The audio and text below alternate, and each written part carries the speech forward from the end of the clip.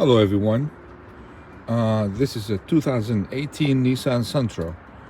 If you have codes P2014 or P2017, the fix is right here.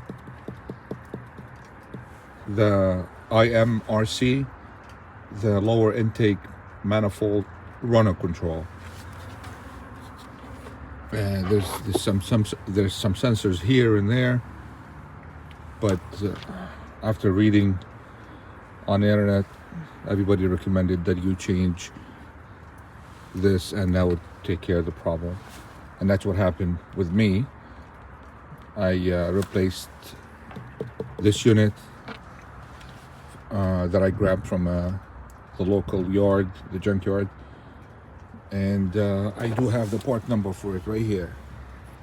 140013RC6A. And that works for Nissan Sentra 2013 to 2019. Whether yours is California or federal, but this is for the 1.8 engine CVT transmission. Change this part, and this is the old part. Problem fixed.